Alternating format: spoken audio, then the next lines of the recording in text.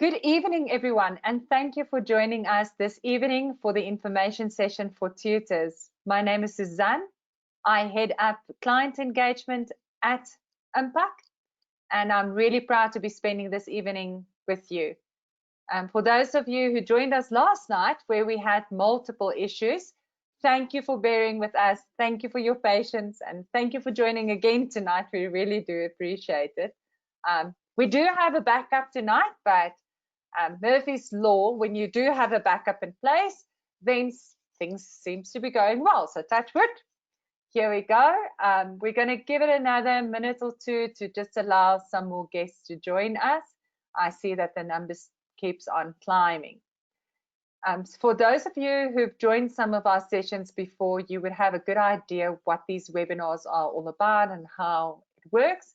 But I'm quickly going to take you just through some of the steps. You will notice that you are muted. So I am not able to hear you at the moment. It does not,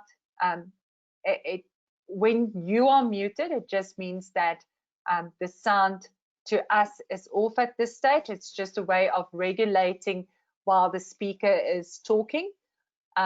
But you will be given the opportunity to ask questions. And there's two ways in which you can ask a question. Either by making use of the question box. So normally on the right-hand side of your screen, there's a little control panel. In that control panel, there's a couple of functions that you would be able to use. One of it being the question box. So it's not just me at the end of the other line. Brad is also joining us from Cape Town. Brad will also be presenting tonight, so I'll do my bit and then Brad will take over from me. So Brad is there supporting us all the way. And then in the back end, we have Marika, an old hand with the webinars, Marika from our marketing department. She's answering questions. Niku, who's the manager for our tutor support team, he's here tonight and he will also be assisting with answering questions. And then we also have Rihanna, who heads up the tutor sales. So it's a fantastic team supporting us tonight. So do drop us a question in the question box and they will be typing answers. And your question that you ask will be shown to the rest of the audience the moment that that question is answered. So it helps all of us just getting those questions. Another one of the functions that you can use is raising your hand. So I can see all the attendees and I would be able to see when you've raised your hand. This is also on the right-hand side of the panel, just below attendees, where you can just raise your hand if you would like to ask a question. When you raise your hand, and we will ask throughout to this evening, if you have a particular question, we will ask you, you're welcome to raise your hand. And for those hands raised, we will then unmute you. Once you are unmuted, you will be able to ask your question and everyone would be able to hear your question. We just try and regulate it that way so that we don't have multiple people talking at the same time. If you would like to, so yes, those are the questions. If you would like to download this presentation, just below questions, you'll see there's polls, and just below that is handouts. Marika has already loaded this presentation as a handout, and you can download the presentation from there. So this would be further information for you to read up afterwards and assist you. In terms of audio settings, please make sure that your audio settings on your side is loud enough. Check the audio settings on your device. Normally when the issue is on our side, we have a notification on our side and everyone would be experiencing that same issue like we did yesterday. But if there's an audio setting on your side, if for some or the other reason you can't hear us properly, please just check your audio settings and make sure that the volume is loud enough so that you can hear us properly. I think that is most of the go-to regulations or the go-to advice. And I believe that most of the attendees have joined. But like I've said, the presentation is available for download, and you can ask questions throughout, and we will try and answer these to the best of our ability. So let's jump right into it. Our information session for new tutors. So first of all, let's take a glance just at who Impaq is and where we fit in. So we are part of a group called Optimi. Optimi is a fairly new brand name, as we used to be called FutureLearn, and we rebranded during last year to incorporate more divisions underneath the Optimi brand. At the moment, there's 4 divisions: Optimi Home, Optimi Classroom, Workplace, and then Optimi College. Impaq resorts underneath Optimi Home. Optimi Home looks after home education learners, and we currently support around 22,000 learners and just more than 1,500 tutors. And this is what we would be spending our time on tonight and telling you more about.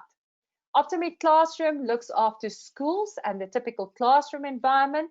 With the acquisition of ITSI as a company, we also look at e-learning. We look at products that specifically support a true classroom environment, a true registered school environment. And then we also look after workplace. In particular, we acquired a company by the name of MediaWorks. And MediaWorks is well known in this space where they do workplace training, training for corporate and public sector. And they have more than 100,000 learners that they currently train, more than 200 businesses that they look after. And then we have Optimi College, mainly College SA that slotted into that part of the business. So this gives you an idea overall of what the business looks like and where we resort. We provide a number of exciting products and services. Impaq is the focus that we will have tonight, particularly. Cami is a software solution that we've developed and keep on developing. It's also a product that's well known in the market, and we are further developing on this particular product. And Rihanna and her team would be particularly equipped to tell you more about this. Quantize our physical science learning aids and videos, a fantastic aid for grade 10 to 12 learners. And then we also this year launched our FET College, the Optimi Linwood campus, where we do assistance to grade 10 and 12 learners, but it's also assistance with PATS, orals, examination preparation classes, and with the very exciting times that we find ourselves in, all of this is happening online. This slide is of this week, a little bit outdated. Impaq is definitely still the largest home education curriculum provider in South Africa, but we've just toppled the 20,000 learner mark. Just more than 20,000 learners make use of particularly Impaq's products and services, and we have more than 18 years' experience, and we provide a curriculum for grade R to grade 12. We have often received requests for looking at lower grade curriculums, like for example, grade RR and grade RRR, and these are curriculums that we are busy investigating but do not yet offer. So this starts from grade R. We support a large network of independent tutors, and we are owned by the PSG Group. My role tonight is to give you an overview of the law and the role of a tutor within the law. So we normally get this out of the way first before we talk about the products that we offer and the service that we can give you, because we do know that there's in many instances quite a lot of misunderstandings and misinterpretations when it comes to the law, and this makes it difficult to function within this space. So home education means a purposeful program of education for a learner, and it's alternative to school attendance. We've seen during this COVID-19 time that a lot of parents would ask, will you be able to give me support while I'm still while I still have my child enrolled in a mainstream school? So these are the kind of questions that we receive. But what needs to be taken into consideration is that home education is an alternative choice to school attendance. And we'll go into a bit more detail in terms of that just now. It also may include tutorial or other educational support services by the parent, and it meets the requirements for registration of a learner for home education, and it's contemplated in section 51(2) of the Bella Bill. The current legislation states that a parent of a learner who is of compulsory school-going age, that is grade 1 to grade 9, or 7 to 15 years, normally 15 years or grade 9, whichever comes first, is considered of compulsory school-going age under the South African law. They may apply to the head of the department, the Provincial Education Department, for the registration of their child to receive home education. So it's my choice as a parent whether I want to enroll my child who is of compulsory school-going age in a mainstream school, a public school, an independent school, or if I would like to home educate my child. And we often hear this now, where parents say, the school is telling me that I'm not allowed to do this. By law, I have that choice. So it's not something that a school principal can tell a child that or a parent that you don't have that choice. It's law. The head of the provincial department must, however, approve the application for a learner and register the learner as contemplated in the subsection of this particular law. So what is also important to understand in terms of this is that a head of the Provincial Department of Education wouldn't necessarily decline an application. What normally happens is if they do a home visit, which is obviously within the policy and the right for the Home Education Department to do so, and they find that that home environment is not conducive to learning, then they may decline that application. But what they do is they provisionally approve that application, and the parent then has 14 days in which they can rectify the situation, or the learner is then needed to be sent back to school. And conducive to learning is literally a place where this child can study, and they want to see that the parent is actually taking control of this child's education, because the onus are and the responsibility, the moment that I decide to home educate my child, then becomes the responsibility of the parent. And we'll chat a bit just now where the tutor fits into that role. So education at home and registration as such is in the interest of the learner. The parent understands, accepts, and is equipped to fulfill that responsibility, and the proposed home education program is suitable for the learner's age, the grade. They've got the ability to follow that, and it's comparable at least to what is being followed in public schools, which in Impaq's case, we follow the CAPS curriculum. It is in line with what public schools do. The parent then needs to undertake a couple of things. They need to make sure that there's a suitable educational resources available for the learner's learning. They need to monitor the child's learning. They need to arrange for the learner's educational attainment to be assessed annually. And they need to provide the head of department with the learner's assessments report signed by a competent assessor at the end of every phase.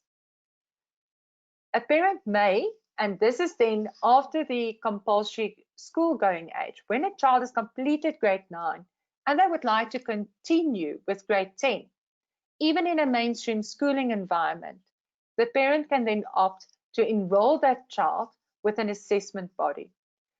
In terms of a school-going child, that would be normally the Department of Education, the DBE. In independent schools, that would be predominantly IEB, and with home education, particularly Impaq, that would be Sakai.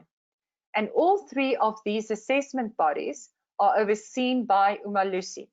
So at the end of the grade 12 year, it's the same national senior certificate that those learners can qualify for. So where does that leave you as the tutor? Because I have only been talking about parents and the role of the parent. Within the law, the tutor provides supplementary education services to learners registered at either a public school, a private school, or for home education. So regardless of where this child receives their primary education, the tutor's role is a supplementary role within the law, and you are allowed to assist the parent. And this is a very crucial point to remember. At no point may a tutor take over that role from the parent, and we'll go into a few challenges in terms of this. So there's an increasing focus of authorities to clamp down on centres operating as typical schools when a tutor business or centre presents themselves as being as a school. So this basically means the wear of a uniform, the issuing of report cards, the running of a timetable and set times. Then you look like a school, and if it looks like a school, the department will see it as an illegal school and will ask the questions, but why then are you not registered as a school with the Department of Education?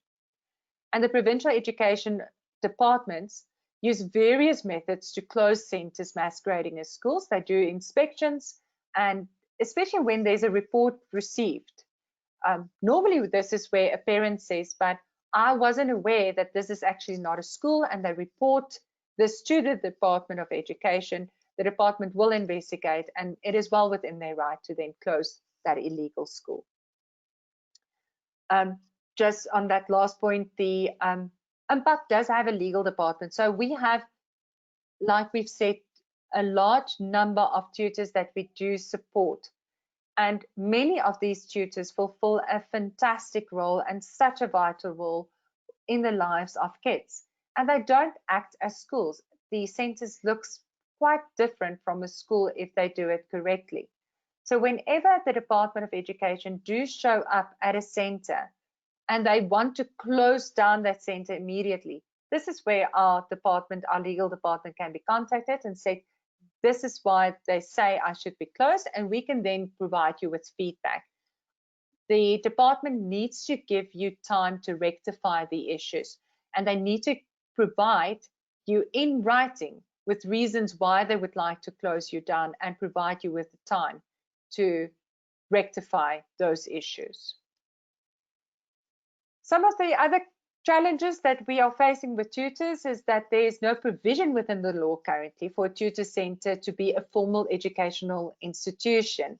And what has currently made it really tricky is that the minister even said that all educational services are now in the same, underneath the same umbrella. All educational services are seen within the Department of Basic Education and need to adhere to the rules of the Department of Education. So there's some contradiction in terms of that, which makes dealing with these kind of issues, especially during COVID-19 regulations, quite tricky. But it remains that only a registered school, registered with the Department of Education, with an EMIS number, may call themselves a school and will legally be seen as a school.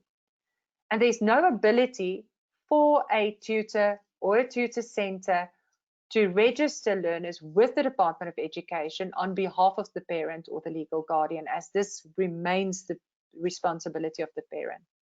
So if I am registered as a school, then I have an EMIS number, and I may register that learner on behalf of the parent, because I have then taken that right until the end of grade 9 to do so. But if I'm not registered with the Department of Education, I may not furnish the learner with the necessary documentation or numbers, so I cannot register that learner. Impaq is a curriculum provider, can't register kids with the Department of Education either. We are a curriculum provider, we are not a school.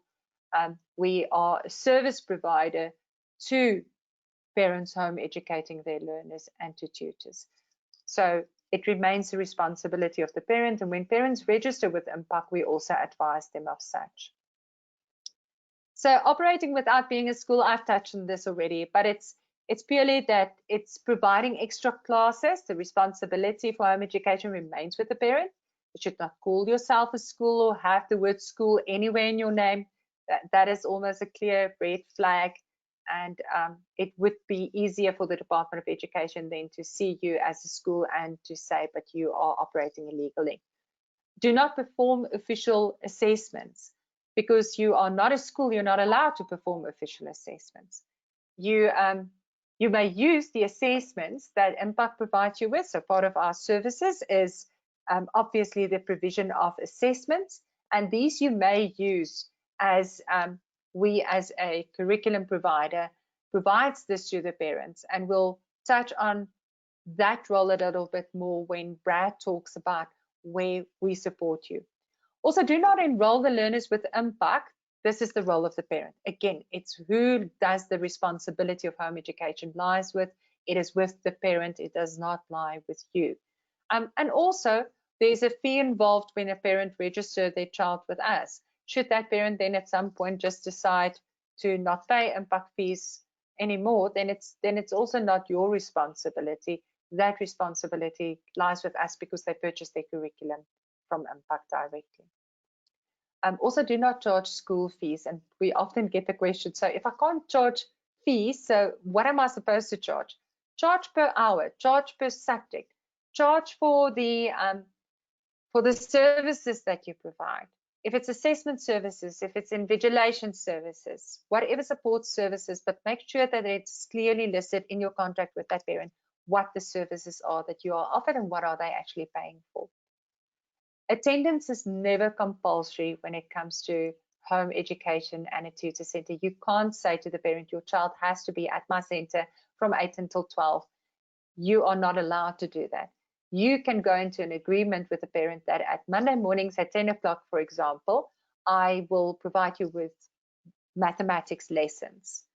Because that is your timetable that you know how to plan your day. The parent then agrees to, that is the time that my child would be doing that particular subject. And if that child doesn't show up, make sure that it's in your contract that if they didn't show up and they've booked that time with you, even if it's a month in advance, a term in advance, that they have gone into a very specific agreement with you and did not allow you to fill up that time with someone else, and that they are liable. So it's all about how you put that contract together. And that contract is a tricky one, because it is very particular to the kind of services that you offer. So we don't have a blanket kind of agreement that we can give you and say, I could use this. We do have pointers that especially Rihanna and her team can help you with. Nico and his team can help you with pointers in terms of what you need to look at. But it's very particular in terms of the services that you will be offering that parent and the learner. And please do not copy Impaq's material. This is copyright infringement. We know that most of the tutors making use of our products and services comes from a teaching background, and they want to copy the material just to help that child who can either not afford it or that needs a little bit of extra help. But it is copyright infringement and unfortunately punishable by a very hefty fine. The role of the tutor is to support the home education parent to understand and manage their child's progress. You at all times need to provide a safe environment to facilitate learning. It remains a public facility, and you need to make sure that you also adhere to the minimum health and safety requirements, which obviously during this time becomes an even bigger responsibility. And it's not just the minimum health and safety requirements that needs to be adhered to, but also all of the requirements as set forth for the COVID-19 regulations. You also need to guide the parent and proper administration of the learner's work during the academic year. And I mean, this is obviously a service that you can charge for.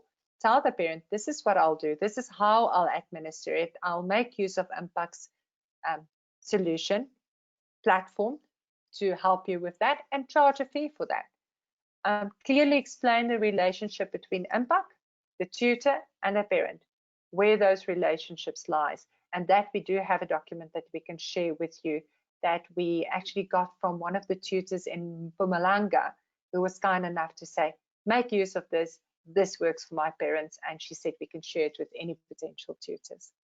Also encourage parents to take responsibility for their child's education, including but not limited to advising them to register with the PED and advising them on how they can access my Impaq and how they can really take responsibility for their own child. You're not a babysitter in that sense where they can just drop off the kids and leave them with you. This is not the role of a tutor. It's also to assist learners with the products as purchased from Impaq, guide learners through their work, provide individualized attention, because many of the learners that opt for home education is because they do not feel comfortable in a typical schooling environment. They don't want those very big classes. Provide invigilation, like I've mentioned. Distribute the report cards that's issued by Impaq, so no self-created report cards, and you are welcome to make use of the logo that we provide you with. There's a very particular logo for the services and products, but all artwork obviously needs to be signed off by Impaq. So that brings me to the end of all the legalities and the role in terms of the law. Do we at this point have anyone who would like to raise their hand and ask a question? We will be going into the registration of a tutor services, what the product looks like. All of that would be covered by Brad in a moment. But is there perhaps a question that you would like to ask? If I see a hand raised, then I will unmute you. I see Steve and Judith Watson. I will unmute you. Hi, is it Steve or Judith? You're welcome to go ahead and ask your question. Judith will be asking you the question, but Steve is also with me. Hi, Susan. Hi, I made contact with the Department of Education with regarding to a tutor center, and I was told that all tutor centers are illegal. So what now? So within the law, if it operates like a school, it is illegal. But tutoring services, by definition, is not illegal. But that's the that is where I use. So that is the well,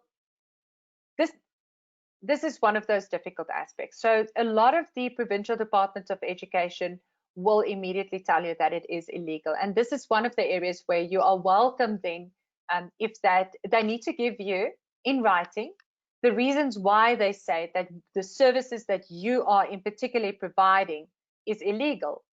Then if you're not, if you don't have a school uniform, you're not running a typical timetable, you're not doing any of those things that I said shouldn't be done, you are in fact supporting parents, then you are within the law and you are providing tutoring services.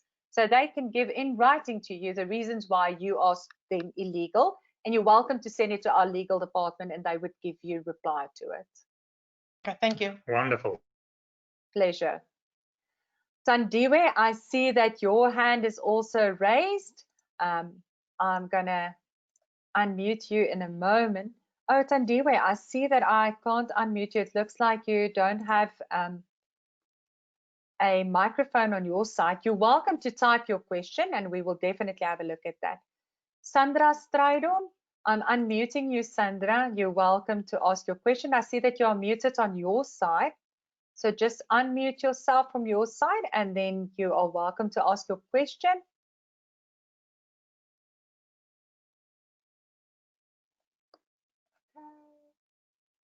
Sandra,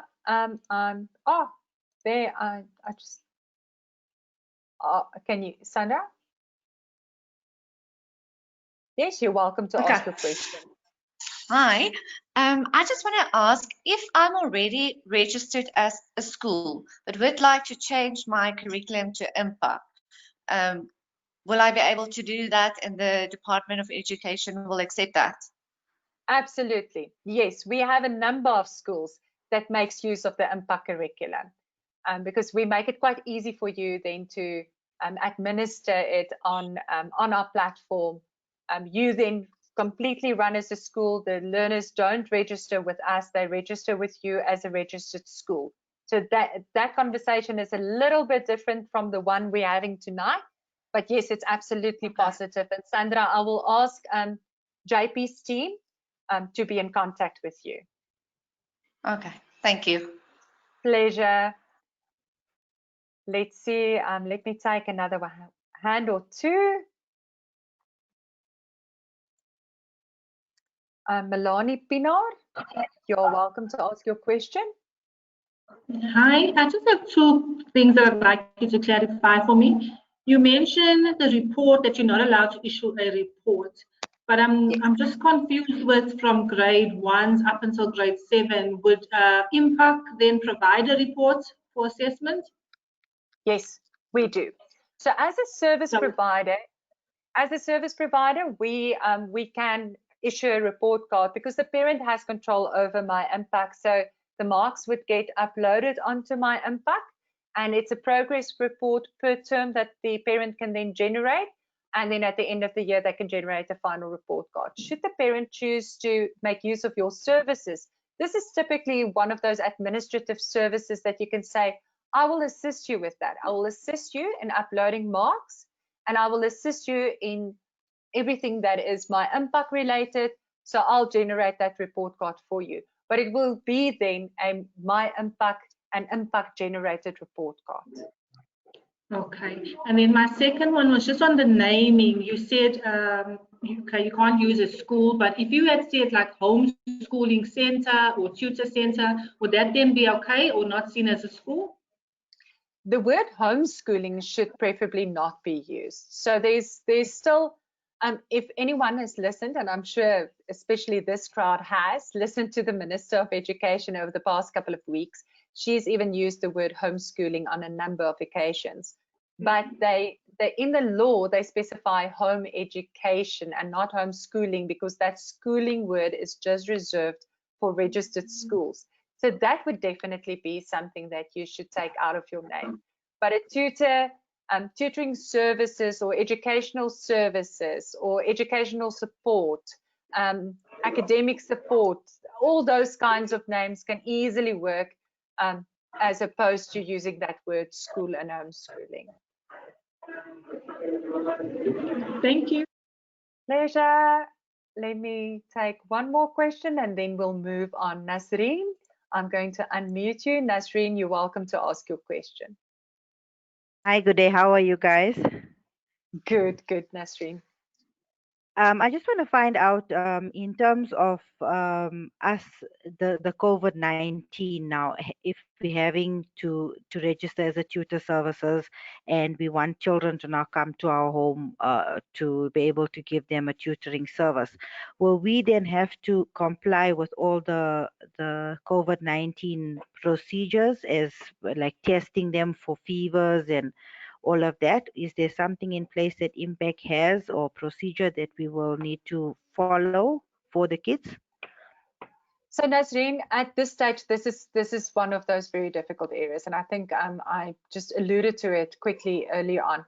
So if you look at the current level 3 regulations, on the one hand, all businesses that adheres to all of the regulations that is set forth by the Department of Health at this stage, such as taking temperature, having a file on hand, having staff meetings, registering people coming into your place of business, in schooling environment, which obviously would also be applicable here, the provision of masks, the making available of sanitation, all of those regulations will apply to your business.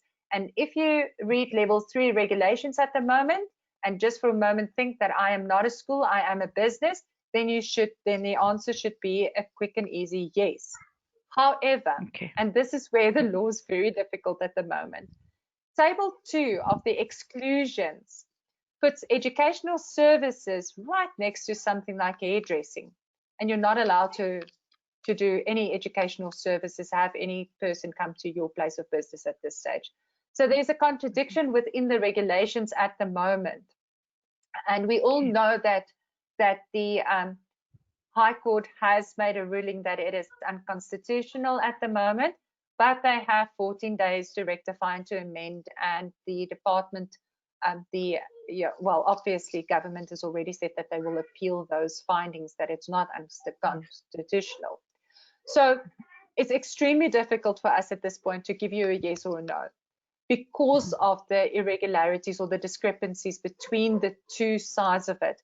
Our legal team has advised at this point in view that you contact your local Department of Health official your local Department of Education officials and make very sure what their expectancy is of you, and you need to stipulate your particular services that you offer. Unfortunately, and these are one of the difficulties that has arisen throughout this lockdown, is that not all areas do they treat it the same. So for us to be able to tell you, just be safe, make sure that you are in line with your particular provincial Department of Education, your provincial Department of Health, be in contact with the government authorities, because it does differ from area to area how they regulate it. Okay. Sorry, can I ask one more question? I just want to find out, to become a tutor service, do we need to be registered as a company and have a company registration number? No, that is not necessary. So it depends on, again, what kind of business you will be running. So if you're going to be tutoring kids after school, purely a subject, it's that single child is an additional service, then we don't expect of you to provide us with your CIPC documents. But the moment that you start running a business, then obviously you need to start looking at what would be my services in terms of running a business, and best business practices will then obviously apply. The moment that you start taking in kids into your premise, Health and Safety Act comes into the question. But these are definitely issues that you would need to look at your particular business and the scope of your particular business and how you will be running that. Okay, thank you. Pleasure. I know that there will be quite a number of questions. I will check the question box and we will give time afterwards for more questions to be answered. But at this point, I'd love to hand over to Brad. You can see his face already. Hi, Brad. It's over to you. Please tell us more. Great, thanks very much, Suzanne, and thank you to everyone for joining us tonight. I see we have a good crowd of people to join us. Suzanne, could I just ask a question before I continue? I've had a few questions myself. We are making this recording available after the fact? Those yes, that can't make it to the end? Okay, great. Yes, so we will make for anyone that can't make it to the end, we will be publishing this and we'll be able to share it with you afterwards. So Suzanne has gone through quite a bit of information regarding homeschooling in general, what the law says and where you as tutors fit into that. What I'm going to be doing is going through, assuming you have understood that and you want to continue with providing tutoring services to our homeschooling clients, what would you need to do to register that, and what does that involve, and how do we support you? I think something that's quite obvious to all of us is that this COVID-19 thing that we're dealing with has impacted our lives significantly, and it's impacting education quite significantly. I know that we have seen a massive ramp up in inquiries from parents who wouldn't normally consider homeschooling, but are very concerned with what's going on in mainstream schooling, both in terms of time lost, academics not being done, which we're not very sure what effect that will have on the learners, and parents are understandably concerned, as well as continuing with what would be overcrowded classrooms that we've become accustomed to. So with that, obviously homeschooling is appealing, and we as Impaq offer a curriculum that has some substantial time under the belt to make sure that we're offering a really good service to ensure that a learner can work at the pace that suits them, to get a report at the end of the year and progress to the necessary grade right through to getting a matric certificate. And that's what we do. We also acknowledge and are very aware of the need for tutors. I'm sorry, my phone is ringing. Sorry about that. We also are aware of how big a role the tutors play in assisting our learners with understanding and working through the curriculum. And that's where you come into this as aspiring tutors and tutor centers and existing tutors and tutor centers.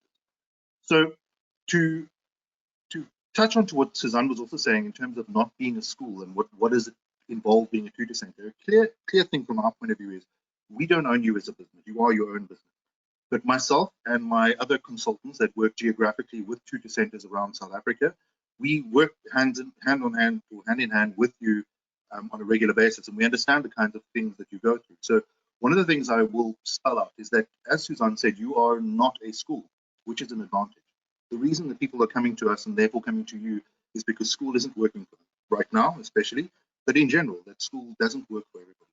So I would encourage you to view this as an opportunity to redefine what it is that you are doing.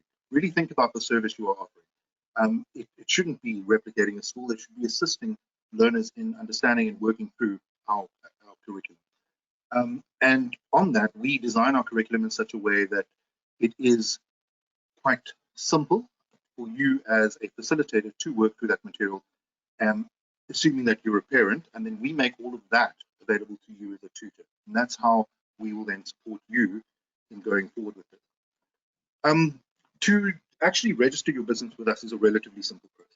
If you have not received it yet, one of myself or my fellow consultants will send you an email giving you a lot of information, much of what's being covered here as well, on what homeschooling is about, what tutoring is about, and what we can do to support you. You will also get an application form. You will then get some information that we need back from you. And as soon as we receive that application form, along with a single payment fee, which we'll cover in a second, and a few other documents, we then process it and we list you as a center on our side. Okay, what you get in return, a couple of things listed here. First off, online lesson material and content. So there are two main platforms that we make use of. The one is called My Impaq, which is the admin system you see just below there, and the other one is guided learning, which I'll touch on a little bit more later on. Guided learning is more focused at the learner at this stage. It is a platform that is under development and has a nice, long, exciting roadmap ahead of it. Right now, as I say, the focus is on the learner, and it is currently available free to the learners, along with various other things which we'll touch on in the next slide. We will include videos, quizzes, progress tracking, and so forth. Sorry, Suzanne, if you might go back to the previous slide. Suzanne's piloting for me very kindly. Okay, so after, other than the academic support that we offer through that online system, we also have an admin system where you as tutor then have access to download and upload all of the assessments, to do the mark capturing, generate reports, and so forth. And that's your key thing that you then work with to manage the academic progress of the learner. We also then do tutor information sessions and webinars, much like this one here, as well as webinars where we work with our existing tutors to help inform and motivate you and foster a community of tutors. I think this is a good point just to touch on this. So it's something that we as consultants deal with quite regularly, is that we support our tutors in geographical areas, and we encourage you to work with each other. One thing that there is a legacy of is that a lot of tutor centers would be intimidated by competition, but what we're noticing is that we have a big need for tutors in various areas, and not everyone does the same thing. So what we would encourage you to do is to belong to the WhatsApp groups that we invite you to, and to work with tutors in your area to understand who offers what. If you have no space for high school children, for EBT phase children, that you then are able to refer it to a tutor near you who in turn can refer someone that you focus on. If you have areas of speciality or SEN or anything like that. So what I will say is there that the tutor information sessions are great for us to inform you of things that are happening in the education space. It's also a great place for you to foster relationships and to build those relationships and support each other. We also have access to training and resources such as scribe and reader courses. So we regularly will publish that, and we'll go to our major centers where we will offer these courses for yourself as owners of the tutor center, as well as your tutors, to be able to do to upskill yourself. Okay, marking of all grade 12 components. So it is a compulsory thing, but it's also a service to you that we do the marking of all grade 12 assessments, and then we will also mark all grade 10 and 11 examinations. You are free to mark the other assessments, and we will also assist with marking where needed as well. But mostly the tutors do take on that responsibility as part of the service, as Suzanne was saying, looking at what it is that you're offering. You're not a school, but you are offering a service to teach, interpret, and do the administrative side of what our curriculum offers to a parent. A key part of the assistance that we offer will be your tutor relations administrator. So as soon as your center is approved, you get given what we call an H number. So each center will get a unique number, H4563, whatever the number might be. And that number then is used to link learners to you, but you also then get assigned a TRA, the Tutor Relations Administrator. So this is kind of your admin person on our side that can assist you with anything that you're stuck with They'll be your first point of call. We do have quite a few different people that you can contact within the organization regarding academics and so forth. But invariably, as a tutor center, it's great to make use of that tutor relations administrator as your first point of call to assist you with anything that you need assistance with. We also, as Suzanne mentioned, offer legal advice. So assuming that you are not operating as a school and you do have trouble with the education department, our legal department will be able to intervene on your behalf. It is something that does happen from time to time, thankfully not very regularly. And what we do find is that most tutors that we have are actually adhering to what they should be doing, and therefore it just seems to go away. The Department of Education, I know that we had a query earlier from someone stating that the Department of Education said tutoring is illegal in all forms. Something that you will notice in terms of this regulation. So there's a lot of talk about it, but there's very little clarity from the department itself and capacity to do what they even say should be implemented. For example, when your parents do apply for homeschooling at the department, please let us know if they get a reply, because that's not always the case. So on that, what we will say is there will be gray areas, but as long as you are not doing those things that Suzanne mentioned, then you are in the clear and we will support you in that way. We also list your business on our website. And when I say business, obviously from our point of view, whether you're a registered business or not, that's irrelevant. We're registering your service with the name that you give us to use, as long as there's no school in the name. And then we offer you supplementary products as well. I will be talking briefly about CAMI and robotics and coding in a little bit.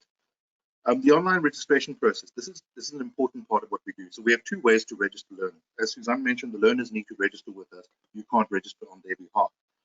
We have a physical form that can be mailed to us. We do encourage you to save the trees and use the online process. It is great, smooth and friendly. I will encourage you as well, for those of you who aren't aware of this, you need to give your H number, that unique center number that I mentioned to you. At the point of the registration, they can actually list it then. And we encourage you to do that for a number of reasons, but mainly to make sure that you get access to the learner's material as soon as it becomes available. Okay, and then obviously, as I mentioned before, you become part of a tutor community in your area. We as consultants encourage and help smooth out that process for you, but we do encourage you as individuals to please do so, to reach out to each other and to make sure that you make your colleagues aware of what it is that you offer and that you're aware of what they offer in turn. Thanks, Suzanne. Okay, so communication and information channels. Now, I mentioned to you your tutor relations administrator. This is your key way to communicate. So there's a dedicated email line, tutorsupport@impaq.co.za. Make sure that you put your H number. As I've mentioned, you'll be assigned an H number, put it in the subject line, and then that goes to your TRA directly, and then they will be able to assist you further from there. Also, there is a ticketing system, as you can see, that helps us to track your query and make sure that it's gone to the right department so that it's been resolved. Something I'll bring in at this point, what we do ask, which may not be clearly communicated elsewhere, but for yourself to think, when you are sending something through to tutor support, to try and group your queries in separate emails. It's quite fine to send an academic query through with a number of learners, because that's going to go to the academics department. But if you send an academic query through and a finance query through in the same email, it's quite easy for that ticketing thing to become a little bit lost. So what I would encourage you to do is to just group emails to your TRA according to the department that it's referencing. And then also we obviously have our customer support centers, the contact center dedicated to parents, which has been under immense strain the last couple of weeks. I'm sure that you can imagine for yourselves, you've probably been getting queries from parents regarding what can they do instead of sending their kids to school. Well, luckily you don't have to call that line. You can phone the tutor support administrators, and there's a line for you there too. The Facebook pages, this doesn't often get enough attention, but I would encourage you to join the Facebook pages, particularly for your particular learning area, for various subjects. They are quite active in terms of people sharing thoughts and ideas, and it's a great way to get information from, not necessarily to make a query from. There are other channels for that, as I've mentioned. And then our website, it is very informative. I'm not sure how many of you have had a look at our website, but particularly the frequently asked questions section is very detailed and will be able to help you with most of the questions that you might have. And then I mentioned to you that we do have guided learning and my Impaq. So My Impaq is your administrative portal. It's the same portal that we share with the parents, and then guided learning would be the portal that the learners use to keep on task, to get additional resources such as videos and quizzes and so forth. Something I will mention around the My Impaq thing, as Suzanne has mentioned and myself, as I keep mentioning, this is homeschooling. The parent is taking on that responsibility, and you're being employed by the parent to render a service. For that, we give you access to the My Impaq, but the parent still has access to that. So make sure you have an understanding with the parent, what your role is, what their expectations are, and that that you take ownership of that, because that's the service you're being employed to do. Okay, next slide. Okay, additional support. A key part of the additional support that we offer is our academic support. So this is offered obviously to the learners themselves as well as you as tutors. So our team of subject experts are available to help with subject-related matters.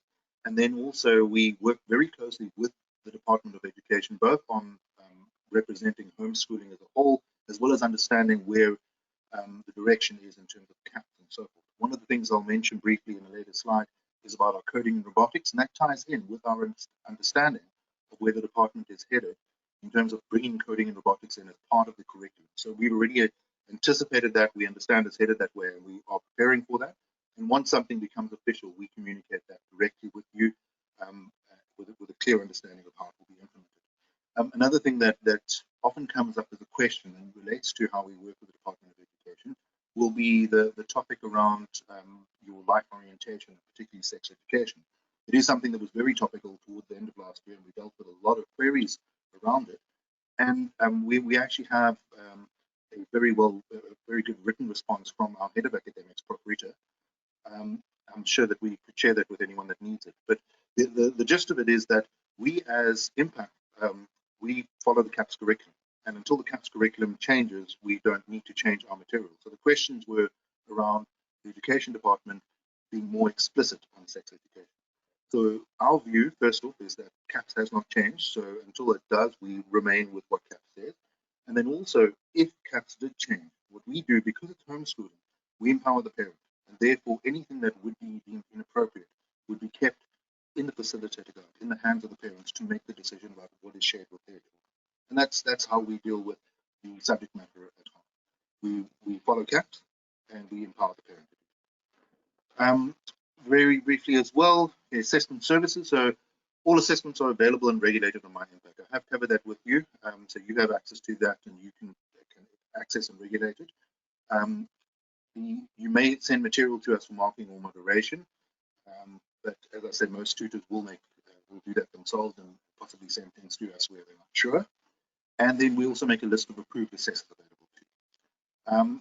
We do, as sales consultants, we do, when it's not lockdown, we do regular visits with, it says they're ad hoc visits, but we regularly make time to go and visit our centers, to see how they're doing, to talk to their parents and assist with that.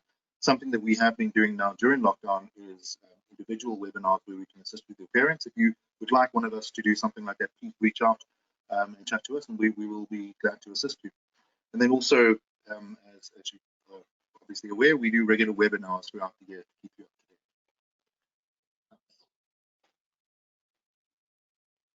date. Okay, so this is a list of the consultants in your area. As you can see, I am one, Brad. I am Western Cape, Northern Cape, and Eastern Cape up to Port Elizabeth. And then you have Jackie, Sarita, Natalie, and Brianna. Just have a look there. These are the consultants that you can reach out to assist you in getting set up or anything that you'd like further advice on, including maybe talking to your parents. The PowerPoint is in the handout, so you're free to download that, and all of these slides will be there. Okay, the next bit is just on Impaq's offerings, specifically for 2020.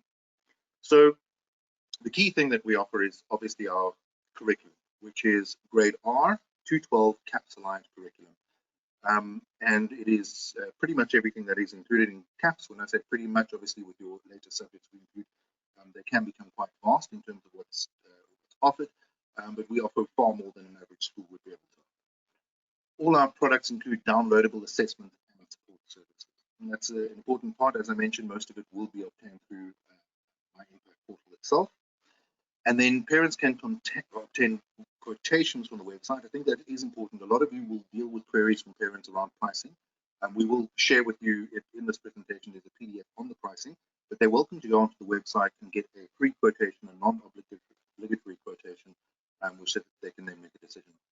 It's important when they get that quotation to understand the differences in our pricing options, particularly around the lesson material choice. So you will notice that we group our lesson materials according to phase, and with that you have different options available. So typically you will have your assessments as a pre-included option. So assessments are your base package. You cannot untick assessments. It's always grayed out. And then you will notice you have a facilitator guide as well as a learner book. The facilitator book and learner book, and then these are available in either hard copy or ebook. You can see for grade R to 3 there is no ebook available for the learner book. Reason being that at this stage the science still tells us very clearly that learners at that age in foundation phase need to work in books, particularly for pencil grip and so forth. We do offer obviously additional support, things like coding and robotics, but for that phase the focus is on the hard copy book. You'll see in grade 4 to 9, you then do have an option for the learner to take an ebook. What I would say is, when you're advising parents on this, first off, it is cheaper to take an ebook. So where possible, they may look at that and it'll be a less expensive option. But always to bear in mind what it is they are choosing the ebook for, particularly for the learners. What we do find is a lot of learners that do take an ebook do take a hard copy book at a later point in the year. But if the parent is sure that the child can and wants to work in an ebook, then it is available as an option. And then the facilitator guide is available as a hard copy ebook too. In the grade 10 to 12 section, you can choose not to take a facilitator guide. The assessment is still the base package and can't be unticked. So what you can do is then either take just the learner books or the learner with the facilitator book.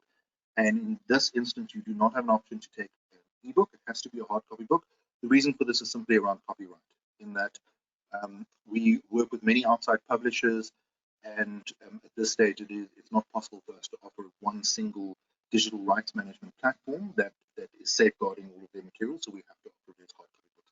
It is something that I'm sure we might be able to address at some point in the future, but for now, those are the options available to you. I think something also quite important with pricing, as we're looking at here. Yep, that's fine. We can move on to pricing. That was my next point in any way. So an important thing with pricing is they do have options on how they are going to pay this off. So typically, they could either pay it off in one payment, or they could pay a 20% deposit, and then they need to sign a debit order with us to pay the rest off in installments, or they can pay a 40% deposit, and then they can pay the rest off in EFT payments. Okay, so for your parents that are unsure, this is the pricing that we have here. You can see the from is the assessment only package, and then the to would be the maximum, including 2 hard copy books, so for facilitator guide and for learner book, hard copies along with assessment. So that gives them a range of what they can look at, and obviously if they choose different selections, they will get a different price for that. Okay. Just something that additional products. So we are bringing in additional subjects and products and supplementary products as we go along. One of the products that we have brought in is isiZulu first additional language. What I would say about this is just be aware of what it is that you are choosing it for. If you want to do it as instead of English and or Afrikaans, be aware that at this stage there isn't an option to continue with isiZulu in grade 4. So what we would suggest is rather do it as an additional subject on top of the other 2. In terms of practice, we have had issues where people have tried to register for isiZulu and it doesn't work. The reason being that you can't add it as a supplementary subject. It is a assessed subject with a full assessment, the full first additional language, not a third language as would be called in the old days. So therefore, you need to just do a new registration. If any of your parents are struggling with this, just advise them to do a new registration. Okay, and then our guided learning platform. So this is something that we are very proud of. We've been working very hard on. We know our development team keeps giving us updates of exciting things that are happening on this, and there is a long roadmap to what this platform will become. In its current guise, it is available free of charge to learners who register with Impaq, and it offers them a range of things to support them with their learning, particularly your older learners. It is available to all learners with a student number from Impaq, but your older learners in particular will find this very useful. Tutor centers that I work with regularly say that their grade 10, 11, and 12 learners find this invaluable to work with. The idea is quite simple. The learner would just log on with their student number and ID number, and then the system will tell them what it is that they're registered for, when they need to do certain things. It's a great scheduling tool, as well as offering additional support through things such as video tools, quizzes, and additional support materials like that. And it also has a help function. So if your learners are working late at night and they are stuck on something, well, late at night, there are hours that the tutors, the support are available, there's a little help function they can click on, and an academic specialist will come online, assuming that we do have support for that subject, and we'll be able to assist them with whatever they're stuck with. It does record that conversation as well, so they can refer back to it at a later stage. You will notice, sorry, so no, it's fine. You don't have to go back. What you will notice with the guided learning is that we do want it to be something that both tutors and parents will be able to make use of, and that is part of the roadmap. We will share information as it becomes available, but currently I know some tutors are using it to assist their learners, particularly in lockdown, just by utilizing the learner's login.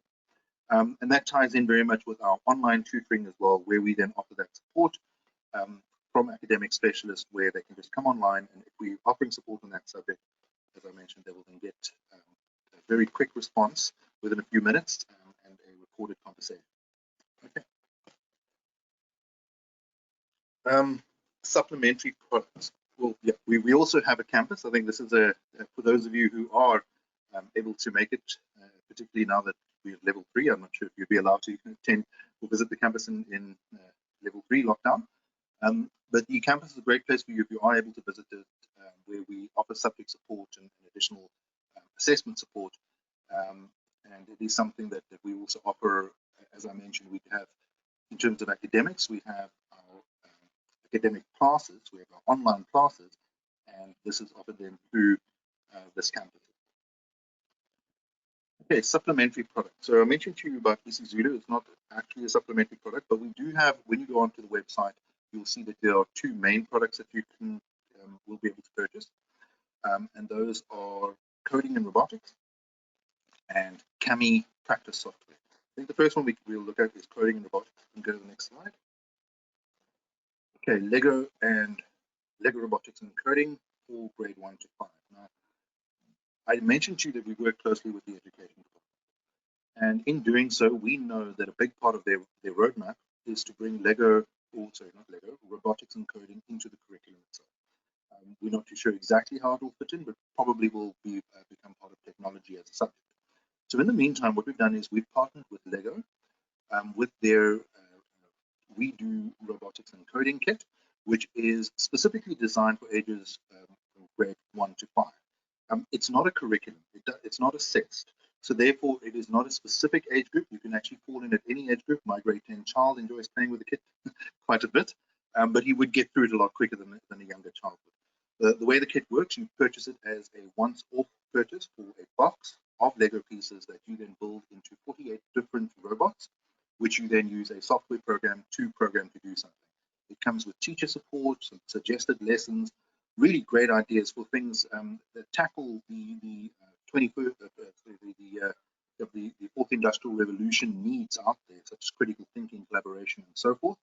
A good example is that you would have the child would learn to build a particular thing that does a particular thing, but then they'd be posed a problem, such as we need to get something somewhere. What can you build, and how can you program it to do that? So it is something that teaches great skills. And as I said, it does have a lot of support for the teacher. It's not actually you who needs to know anything. The kids seem to adapt to it quite quickly. And then what we also offer is the CAMI EduSuite practice software and CAMI Web.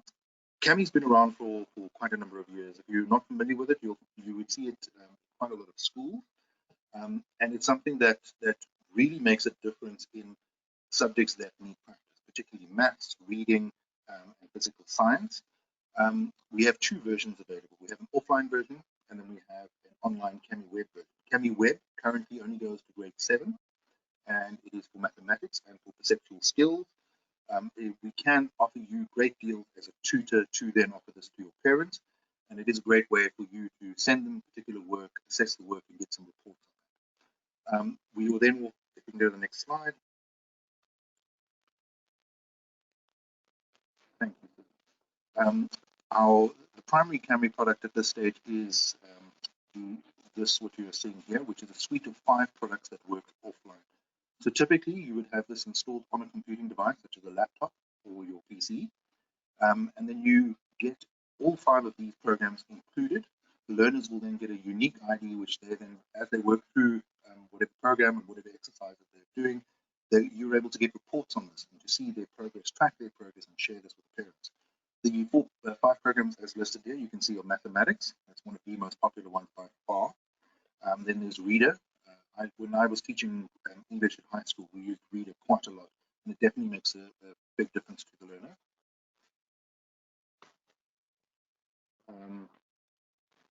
Okay, sorry, here, stuff's moving. My webcam, that's fine. Can you still hear me, Suzanne? Sorry, just did something funny there now. Yes, Brad, I can still hear you. Okay, great.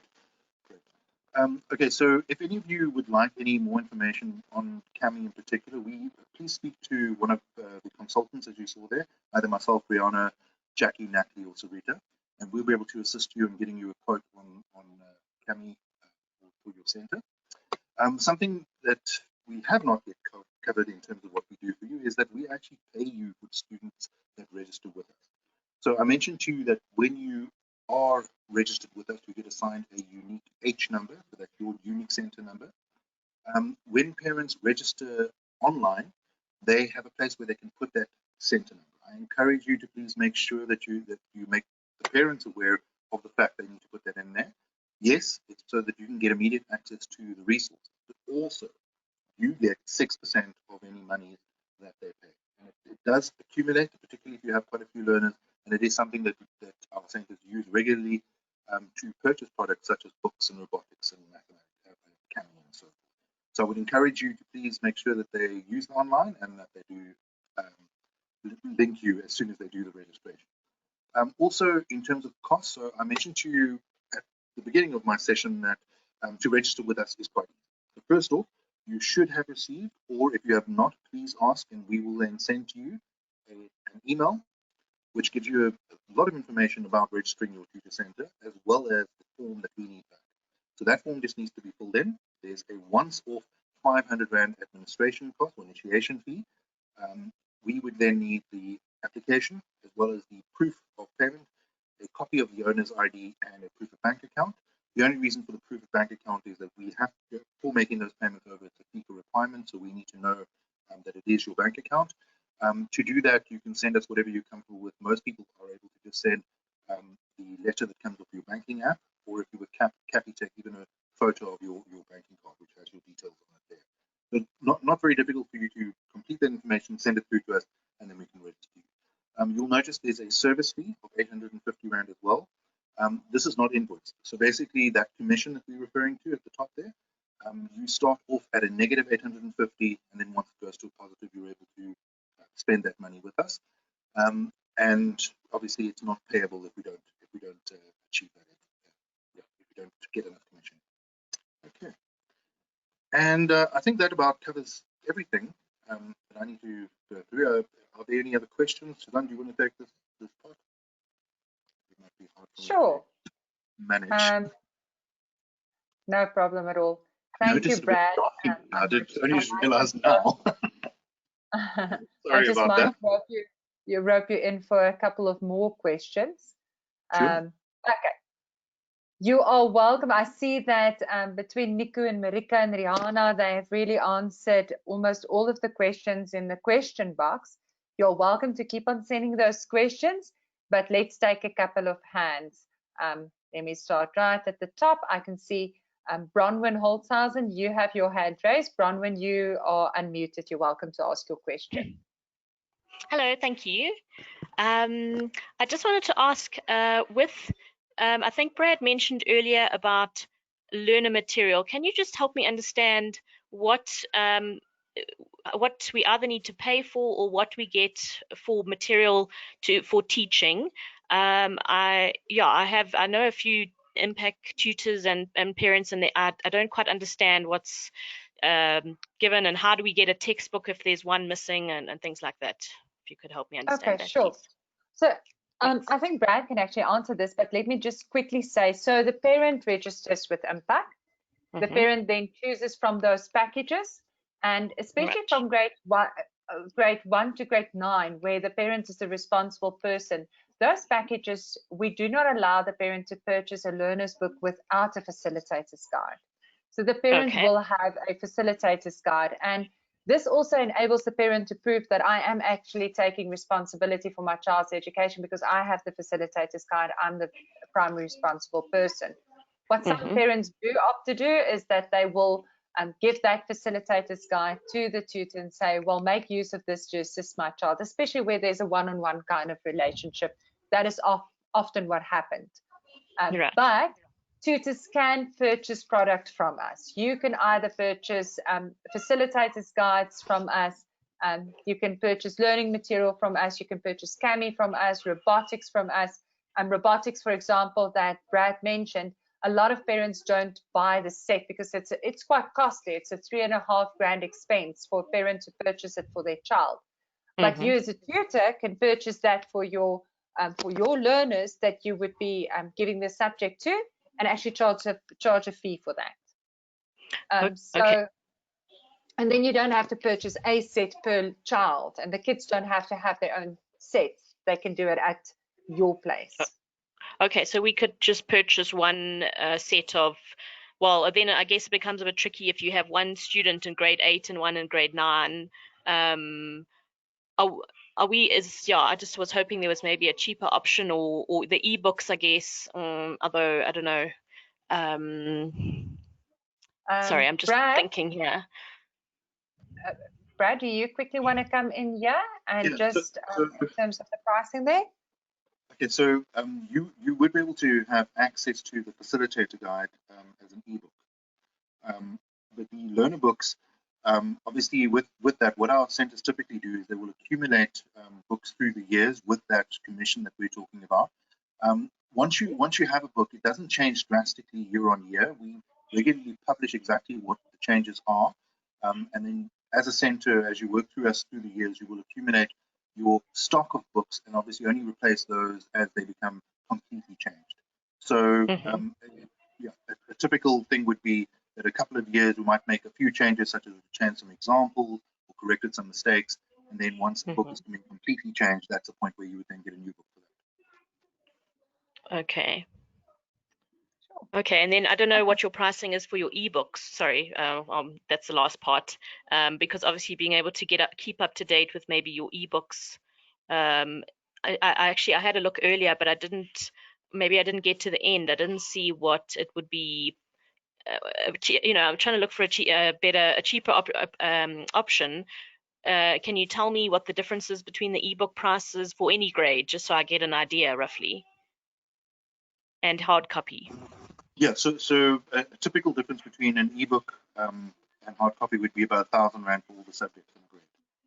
For your grade 7, for example, that would be about. Okay. All right. Great. Thank you.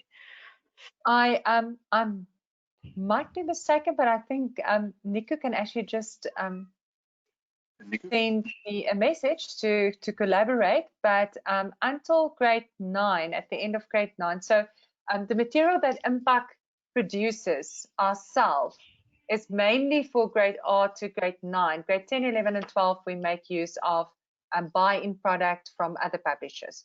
So in terms of those products, we can't just make that available to you free of charge. But we have made available ebooks through our own app, those products that we have developed to the tutors. So if you've got a grade 8 learner, and the parent has purchased the full package, but you are teaching that child, we can make available that grade 8 learners' books that we have published to you through the ebook without you needing to pay for it. Okay, fantastic. Okay, that is very helpful. Thank you. Nico, if I could incorrectly advise, you need to let me know immediately. And then I'll correct myself. Nico is on top of those kind of things, but I know that And what you do need to keep in mind, and I know for grade 6 and 7, for example, social sciences is not available through us. That's also a bind book. Then we can't make that available. You would need to purchase that copy. Okay, and do we just email you to ask you to please, we need this book or something? You can purchase it directly So from my. Yes, you can. Well, So the I moment mean, that you are those free registered, books you're talking about. Sorry. so the moment that you are registered, you get assigned a TRA, your tutor relationship administrator, and that is the person that you can liaise with. Okay, fantastic. Okay, thank you so perfect. much. Okay. Thank you. Okay, let's see if there's more questions. I'm not seeing many hands. Fatima, you have had your hand raised actually for quite a while. Hi, Fatima, how can we assist? I see that you are still muted on your side. Just unmute yourself and then you are welcome to ask your question. How are you? Good, and you, Fatima? Good, thank you. I just want to find out, I'm obviously in 2 months, should I open up a tutor center in our area, or do I obviously just tutor my daughter on her own? And I just wanted to find out, do tutors receive more worksheets and info than parents do on the site? They don't. No, they don't. So it's the same material across the board. So the curriculum is designed for the parent teaching their child at home, and it very much depends on the particular tutors' services whether they will bring in their own kind of additional material. But the Impaq curriculum is the same across the board. Perfect, and that's when you can just then log on with the student number and ID number, correct? That is correct, yes. Perfect, thank you so much for everything. Sure, Fatima. Let's see if there's another question. Just want to lower their hand. Penny, I do see that your hand is raised, but unfortunately, it looks like I can't unmute you. If you don't mind, you are welcome to send your question in the question box. Regine Millard, I hope I'm saying your name correctly. Regine, you are welcome to ask your question. You are muted on your side, Regine. Okay, not to worry, you are welcome to send us your question in the question box. Sheshan, you are unmuted. You are welcome to ask your question. I see that, Sheshan, I actually see you are muted on your side, but you have sent us a couple of questions.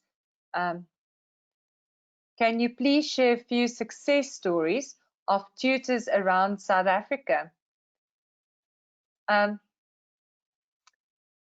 Yes, I think that we actually have amazing stories out there, and I don't know how many of you are following us on Facebook at the moment, but what we have seen is that more and more tutors, more and more parents are really sharing their success stories. So like we've said earlier on in the presentation, why do so many learners opt for this option?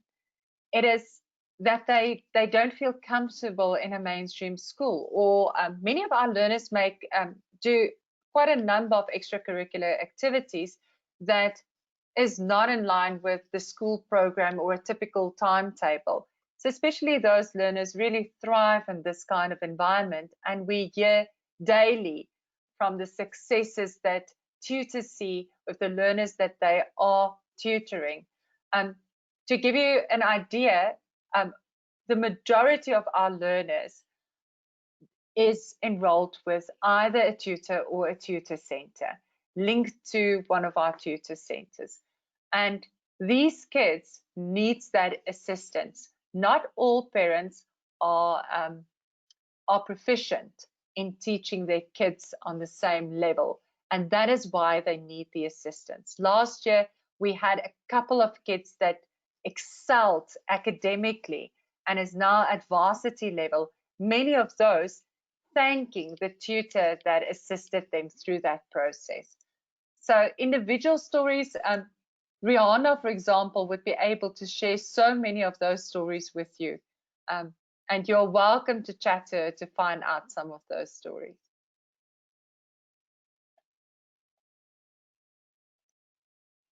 Okay.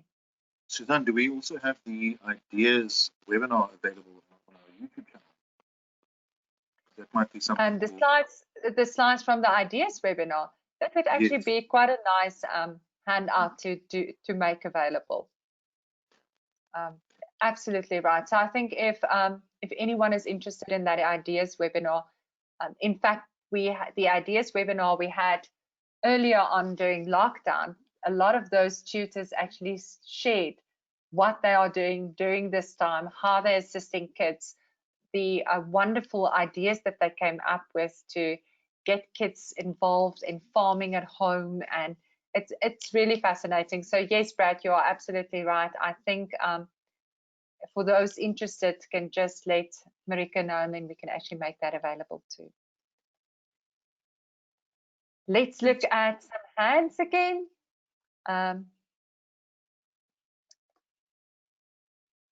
Chanel, I see you have your hand raised. Chanel, you're welcome to ask your question. Hi, I have a question regarding UIF. I know this might sound a bit silly, but as you said, the parents are paying me a fee, let's say hourly or so, and then you guys give me like a commission. With who's gonna pay the UIF part? If you understand my question. So UIF is related to having staff and employing staff. You pay over a percentage. The employee obviously pays over a percentage. So remember, this is very much related to your particular business. In our commission part is not a it's a referral fee. So there's no employee fees in terms of that. This becomes a tax thing that you run through your business and not a UIF related.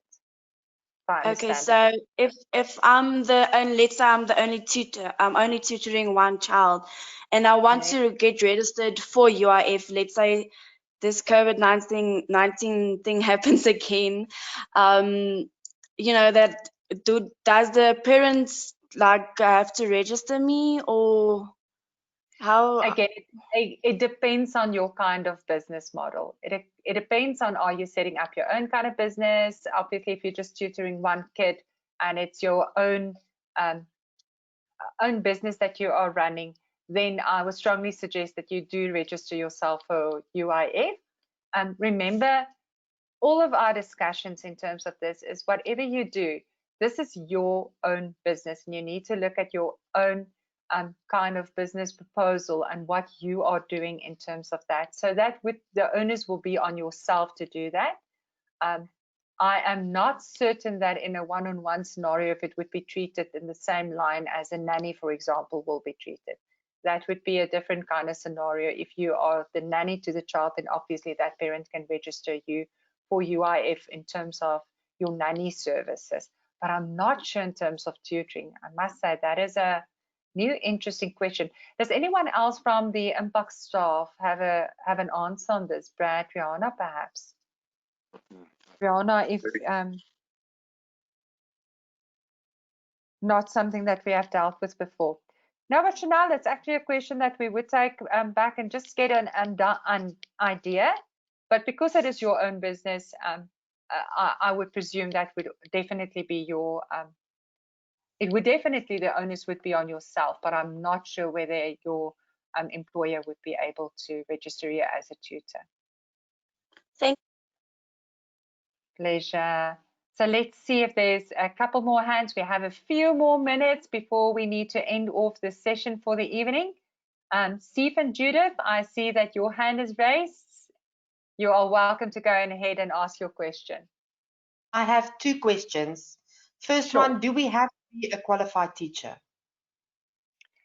So the quick answer there is no, not to register with us. We don't ask for that.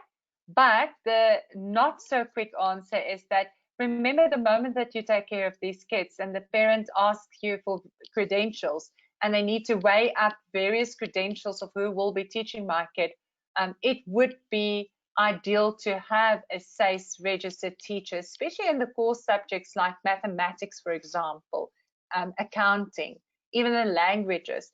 that is where a teacher with teaching background who now joins tutoring services are seen as better equipped to teach that particular subject. So even though it's not a requirement that we set, and because of, again, the murkiness in terms of the law that only states that the parent may make use of a tutor, if someone comes from an engineering background and they present EGD, they will not be registered as a SACE accredited teacher, but they might be a brilliant EGD tutor because they come from that environment. So there is no particular requirements in terms of that.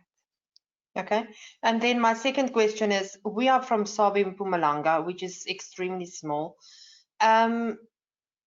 If you get people from our area that is contacting Impaq by themselves, would you tell them that there is a tutor center close to them and direct them then into our line? So what we do is that, and this is optional, but 99% of our tutors make use of this, but we actually list tutors registered with Impaq to make use of our products and services on our website. So we often get questions from parents, where in my area, and then what we do is we post that link where they can do a search in their area and find a tutor close to them. Okay, all right, fantastic. thank you. Thanks Pleasure. very much. Okay, let's see if there's, let me take 3 more questions. I just want to see if there's another hand raised. Sophia Karlitz. Sophia Karlitz, you are unmuted. You're welcome to ask your question. Good day. Yes, I would like to find out, our business, do we need to register it by the government, or is it not necessary? So there's a bit of a twofold in your question. So as a business, best business practice would to register your business, obviously, and run it as a proper business, especially if you're not just teaching one particular child. In terms of registering with the government, if you're referring to the Department of Education, only if you're running as a school and if you would like to register as a school and get that EMIS number, then you need to start registering with the Department of Education. That could be quite a lengthy process. So what we have often seen is that many of the tutors, if they start with just a handful of kids and suddenly they start realizing that there's a need in their area for a small private school, then they start transitioning to a school. And there's a couple of success stories to get back to Shish and asking for success stories. There's a couple of those success stories where a tutor started with a couple of kids that they tutor one-on-one, and it actually moved into where they started seeing a need for a school, and then they register as a school. So there's a tutor center can't register as a tutor center with the Department of Education because the Department of Education does not acknowledge that as a school. So I hope I'm answering that question correctly. Could I also add something this time? So yes, Brad. With regarding having a registered business versus not. So obviously on our side, when you register with us as a tutor, we have space in our application form for you to tell us you have a business that's the tutor center owner, which is fine, but it's not a requirement. What I have noticed though, particularly now with lockdown, a lot of our centers wanted to apply for permits to be able to work, and you needed to be a registered business to do so. So there are advantages obviously to having a registered business. It doesn't tie into what you are or not allowed to do with us. But for your own sake, if you are planning on being bigger, if being a business entity makes sense to you, then that's something to consider. Yes. Thank you very much. Pleasure. Okay, let's take another question. I must say, this is my favorite part of the evening normally, where we take questions. Nazreen, then at least we don't feel like we're here on our own. Nazreen, I see you, you are still muted on your side. You can unmute yourself and you're welcome to ask a question. Hi, sorry. Okay. I just need to find out, what happens with a grade 12 student that has left mainstream and is now wanting to start homeschooling? Would Impaq accept a child at this time of the year to actually complete the matric? So our registrations for grade 12 has actually closed. Because normally by this time of the year, we have to have them registered with Sakai, and there's a certain amount of SPAs that they would have needed to complete. At this moment, because it's such a crazy, interesting year, Sakai is still approving, but it is subject to approval. So yes, register with us, but before we even finalize that registration and fees gets paid over, we would first try and get approval from Sakai for that particular learner to join. A first term report card is needed. Sakai asked for this, and this has a lot to do with the kind of subjects that the learner has. Also, it is important to note that there can be no subject changes that would be allowed, no concessions can be allowed. So this learner must literally just walk in with that paper. If we get approval from Sakai, and I don't want to promise that they're going to approve everyone, but at this point in time, they said to us, send in the registrations and we can still see what we can do in terms of these learners. They are getting a massive overload, but there are considerations that we are already thinking of. For example, the prescribed text, the prescribed literary works. Seems like it's a difficult word to say this time of the evening. The prescribed works differs. So we will be running almost like a typical winter school in September, because one of the books, for example, that is not currently used in CAPS by the DBE, but used by Sakai, is a 400 pages book. So there would be needed quite a bit of commitment from that learner, and we will run a workshop, almost like a winter school, but a September winter school, where we are going to give additional support via webinars to learners joining in grade 12.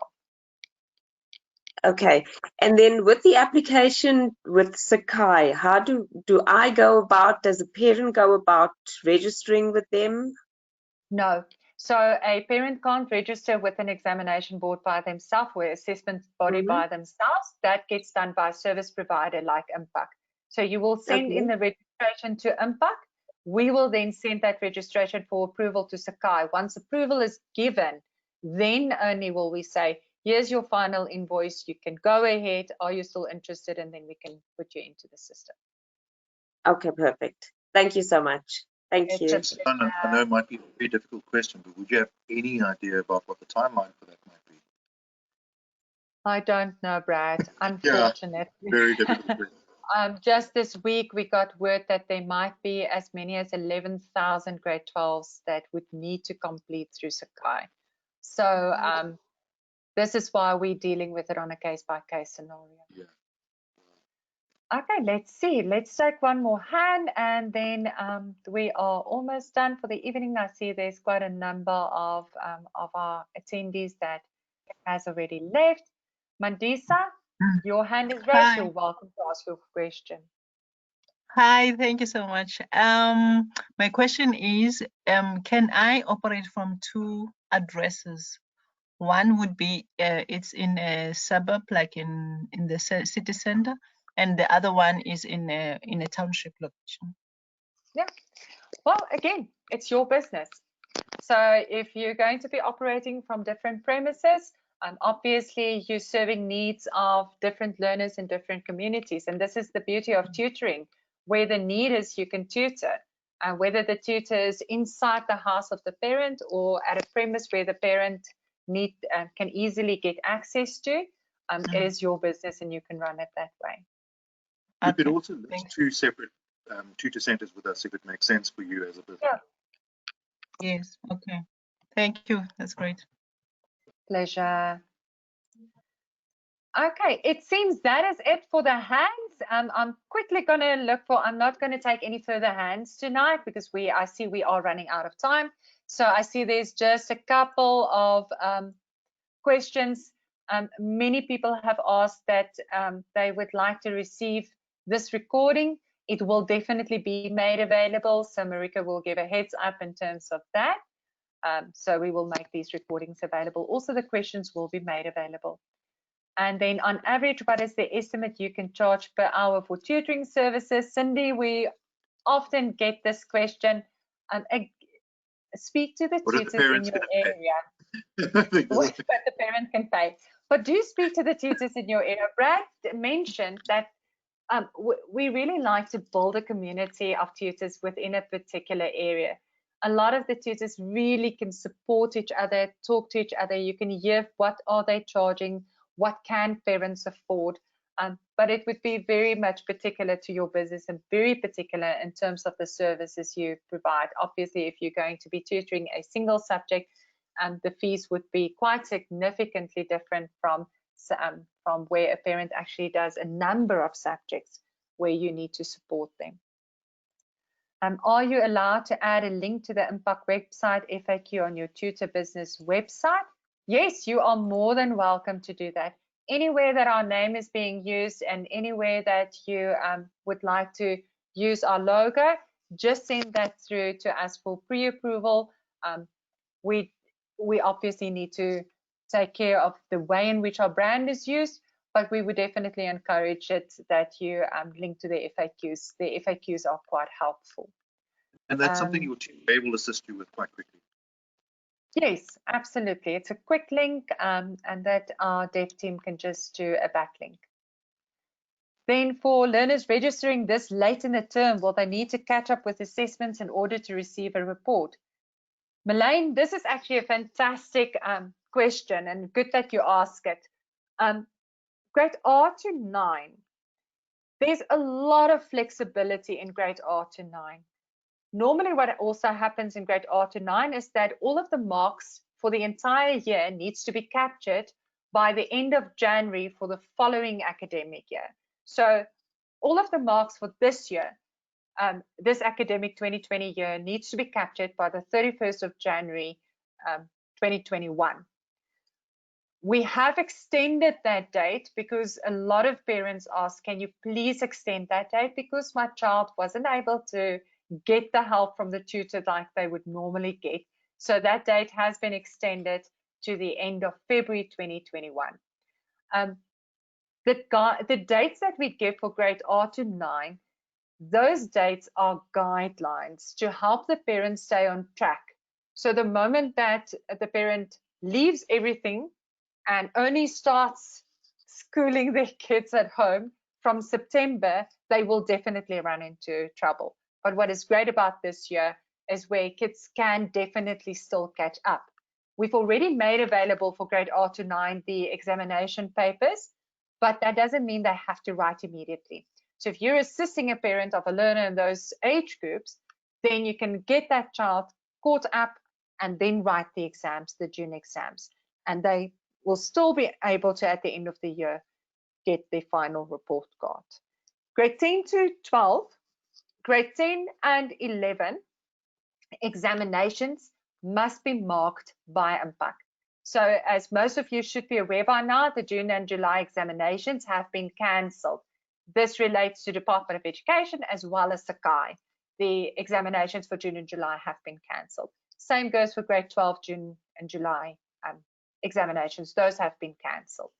But for grade 10 and 11, Impaq marks the examination papers. Also for these two grades, there's guidelines that needs to be followed in terms of the marks that needs to be captured, especially for their PATs, their orals, and their tasks, their normal tests. The exam dates, though, normally in a normal year, is set in stone, and they've got to follow those timetables in grade 10 and 11. But for tests, they can work around it.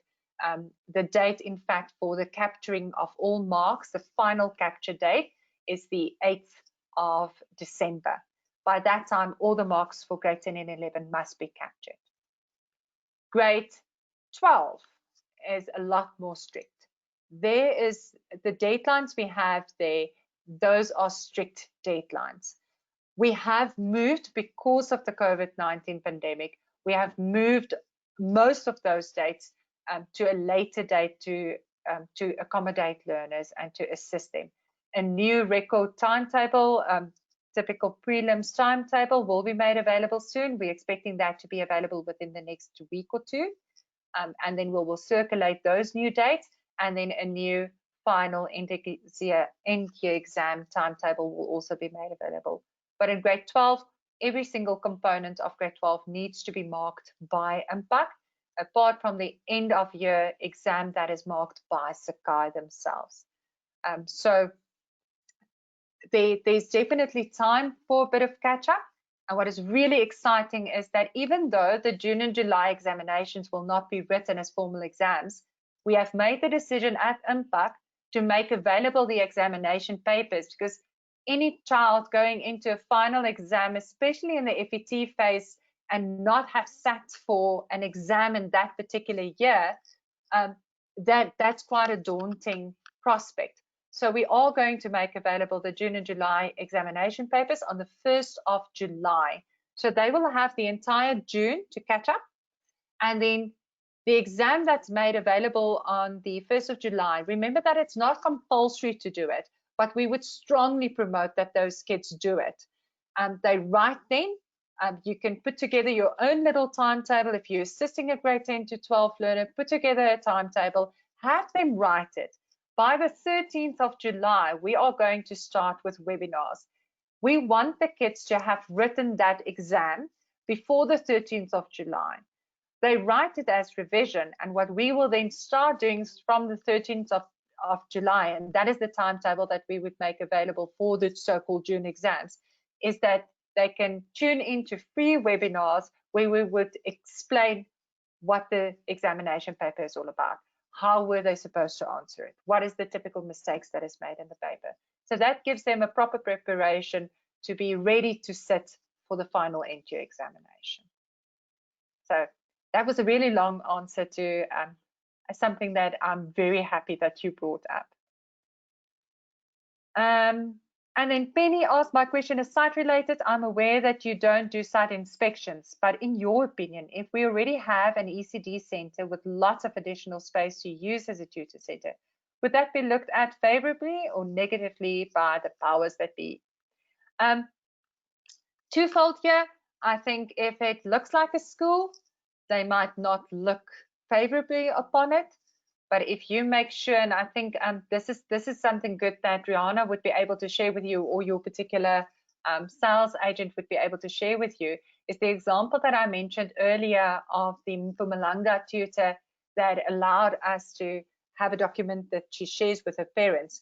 She's clearly stipulated the various roles, the role between us and the parent, the role between the tutor and the parent, the responsibility that the parent takes on, and then how those lessons and classes will be conducted and how the support will be given. So should the powers that be then come to your place of business, you can show this to them and prove that the parents are in fact taking responsibility, and here is the relationship that it is done on.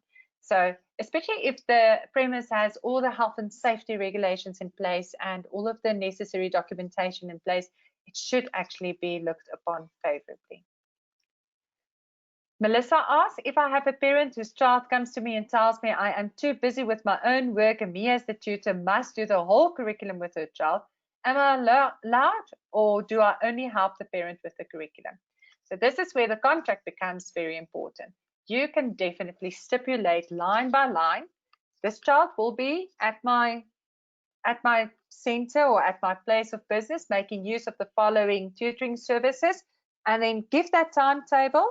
In terms of Monday mornings, I would look at mathematics from 8 o'clock till 10 o'clock, but it's very specific to each line by line service that you are supporting that parent with. And then involve the parent in such a way that you tell the parent, listen, you have still got to come to me and tell me what additional you want me to help your child with. I am the support function. Even if that parent tells you, I am too busy. Involve them in such a manner that they are fully aware at any time, should they be questioned, that they are fully aware of what you are doing, what services you are providing, what they have access to, and the role that they have you play, so that there is never any kind of disagreement between you and the parent in terms of what role it actually is. Clearly stipulate that you still are not a school and that you are still just supporting that child. Anne asks, I have a few questions relating to registering as a business. If need be, you can contact with regards to this, and definitely contact your TRA. The TRAs can definitely assist you with a lot of your questions. Then does Impaq as an umbrella company provide recommendations of students who are registered in a certain area that their tutors found? Sheshan, this relates to my previous answer. You will get a listing on our website, and should a learner then ask about a particular tutor in a particular area, we do share with them that link so that they can make sure that they find someone within their area. Then Penny asked, my question is, oh, I did answer that one. Do we need to register with our local authorities, and do they have to know that we have a centre per se? We have found, and this I think, Brad, you can also jump in there, but we have found that those of the tutors that work closely with their, specifically their Department of Education in their area, that they build a very good relationship with that Department of Education. The Department of Education then starts to rely on that tutor, and that they know that there is a tutor who operates according to the correct guidelines. It just opens you up to a far better relationship in general. So we would definitely support you in doing that. You won't be able to register with them because you're not a registered school, but be in contact with them, liaise with them, get them on your side. Brad, you were saying, is that about what? Yeah. So while you officially won't be registering with them, it does definitely help. This is all about relationships. So the key thing is the relationship between you and the parent, because they're employing you to do something. It isn't linked to the education department. But having said that, the local education department officials often do rely on our tutors where they have overflow in the school, and they actually will refer students to those particular tutor centers. So if you go to the Department of Education and you say, I would like to register my tutor business, that's not going to go down well because what are you registering them for? But to form an individual relationship, find out who the local officials are, and mention to them that you want to make sure you're doing the right thing. That is a very great way to go about things. Absolutely. Then I'm literally going to take 3 more questions, and I see we've run out of time. Mariska said that she asked a question on parents registering their learner with the provincial department in grade R. Grade R is not yet compulsory school going age, so no, grade R cannot be registered yet. It's only from grade 1. So grade 1 to 9, that is the compulsory school going age that should be registered. So then could I touch on something about registering with the education department here? Sure. So it's something that obviously you as tutor centers, you'll get this question over and over again. And we have emphasized in this presentation that it is something that up to grade 9 and 15 years and younger, it is compulsory. They must register with their provincial education department. Having said that, there is very little capacity in many of the provincial departments to actually handle the influx of queries. So what we would suggest to you is the parents need to register. If they go onto the local provincial department's website, they should see forms there that can be downloaded, filled in, and an email address that it can be sent to.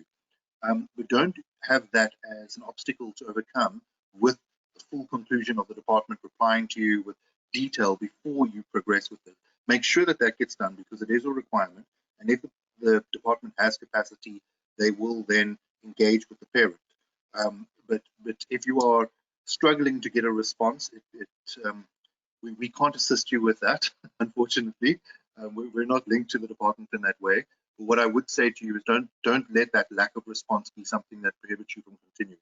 Just make sure that you communicate it very clearly to the parent. It is their responsibility, and possibly point them in the direction of the department's website. Yeah, so the Department of Education, their own policy says that it takes 30 days for this registration.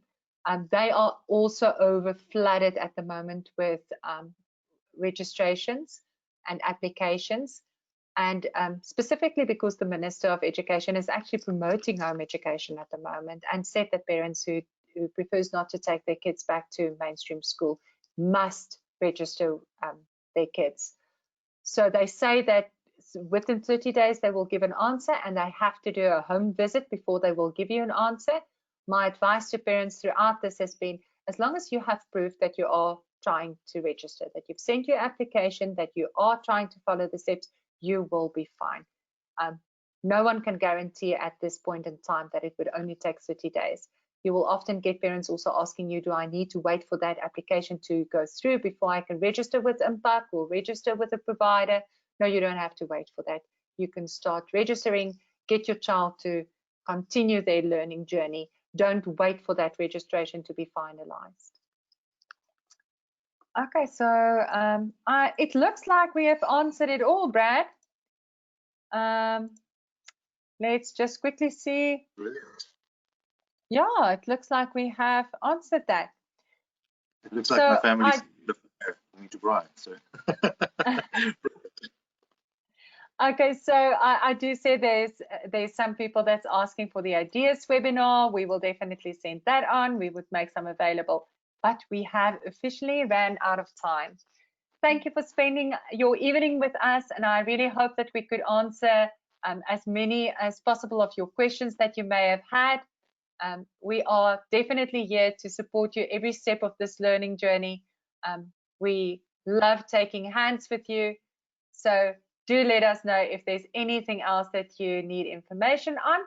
Contact your salesperson, Brad, the rest of the team, and then just from my side, Nico, Marika, Fiona, Brad, everyone at the back end. Thank you also for assisting tonight. I think this has been a great session, and there's a lot of questions that came through that also help us in supporting the team better in future. Have a good evening. Goodbye.